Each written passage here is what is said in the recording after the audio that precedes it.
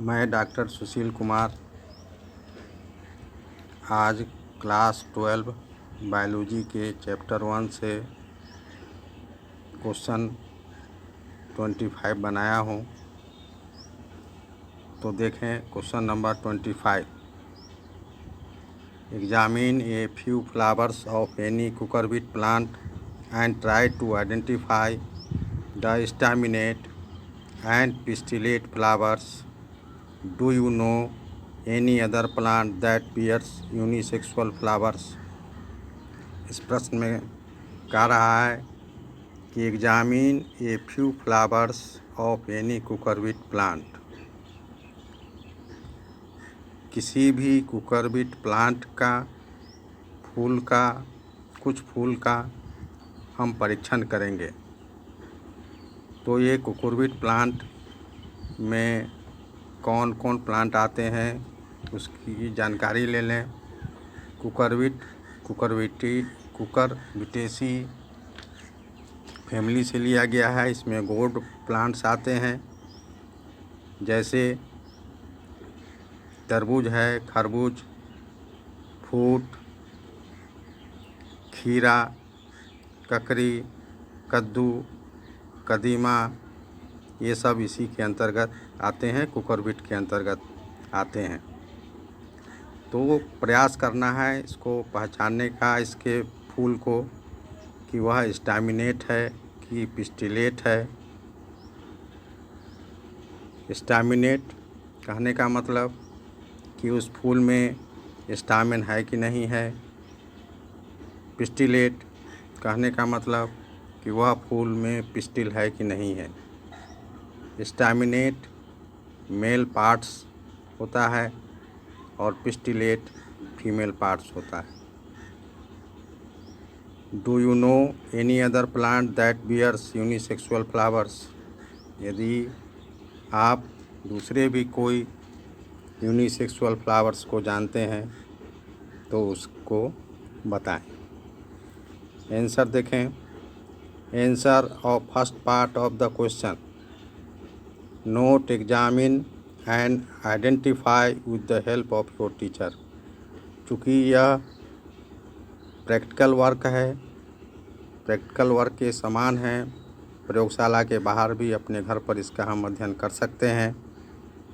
तो इसके लिए आस पड़ोस का हम कुछ फूल प्राप्त कर लेंगे कुकुरबिट प्लांट का, और उसको अपने शिक्षक की सहायता से, जो शिक्षक आपके कंसर्न में हो, उनकी सहायता से उसका अध्ययन कर सकते हैं।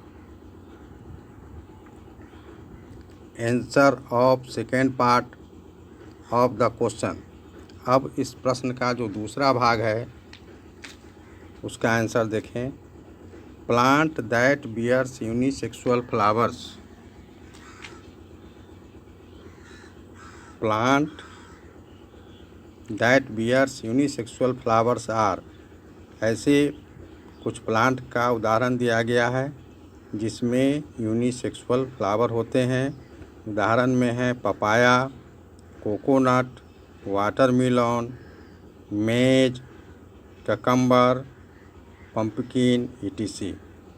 तो इस ढंग से कुछ एग्जाम्पल दे देंगे। अब अगला जो प्रश्न है वह 26। अभी जो 25 क्वेश्चन देखे हैं वो आपको NCERT का क्वेश्चन नंबर 17 है, और ये जो क्वेश्चन है 26 यह NCERT के पहले चैप्टर का क्वेश्चन नंबर 18 है। अब देखें question number 26। Why are offsprings of oviparous animals at a greater risk as compare to offsprings of viviparous animals. Oviparous animals का जो ऑफ स्प्रिंग्स होता है उसे ज़्यादा रिस्क रहता है नष्ट होने का, यदि हम इसकी तुलना विविपेरस एनिमल्स के ऑफ स्प्रिंग से करते हैं। यानी ओविपेरस एनिमल्स के ऑफ स्प्रिंग को बाहरी खतरा ज़्यादा रहता है नष्ट होने का, जबकि विविपेरस एनिमल्स का जो बाहरी खतरा होता है वो बहुत ही कम होता है। यही दोनों के बीच तुलना करना है। आंसर देखें, इन ओविपेरस एनिमल्स, पहले तो ये जान लें कि ओविपेरस एनिमल्स है क्या। Oviparous animals egg laying animals होते हैं, अंडे देने वाले एनिमल्स होते हैं।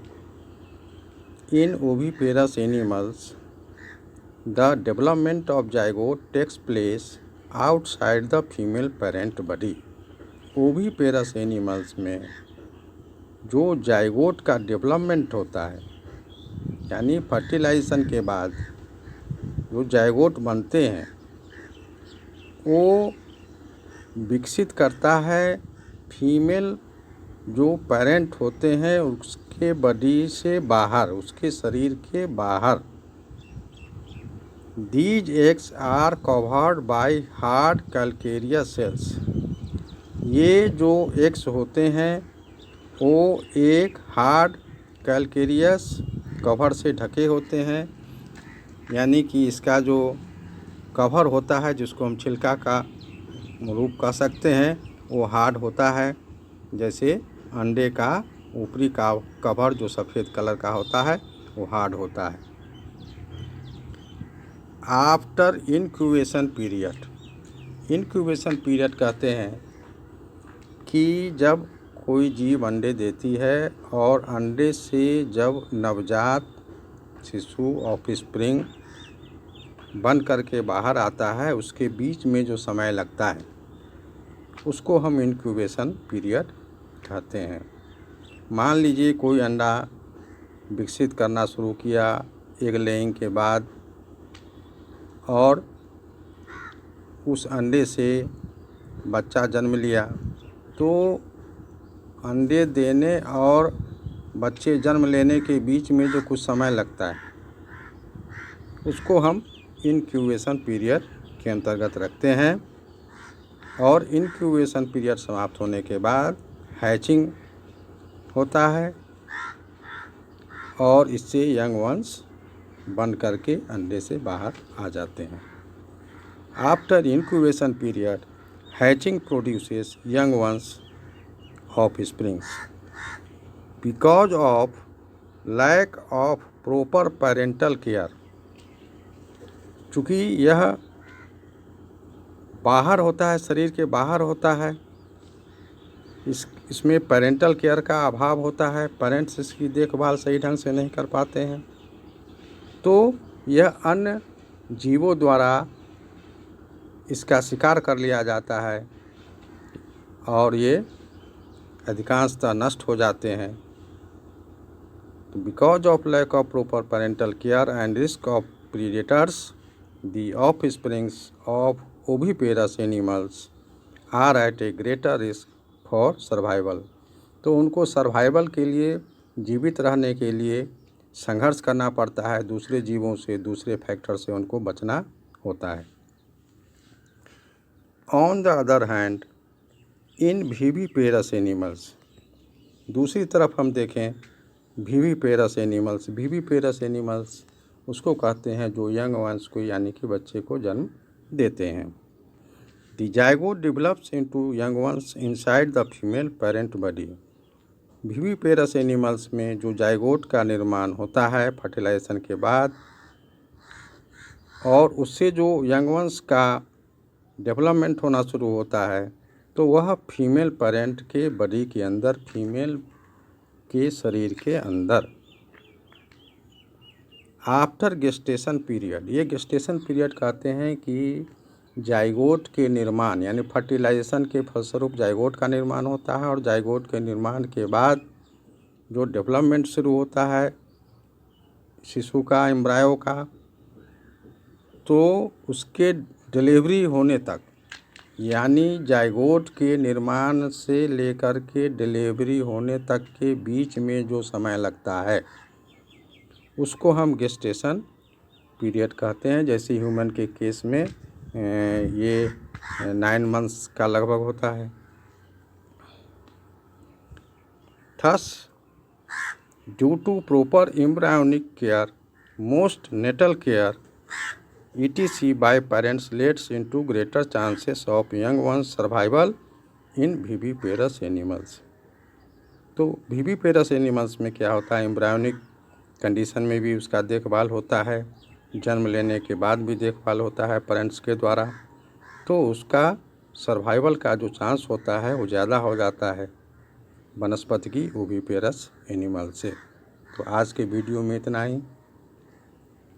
आज हमने ये 2 क्वेश्चन को सॉल्व किया है। मेरे वीडियो को आप लोग लाइक करें, शेयर करें और हमारे YouTube चैनल को सब्सक्राइब करें। धन्यवाद।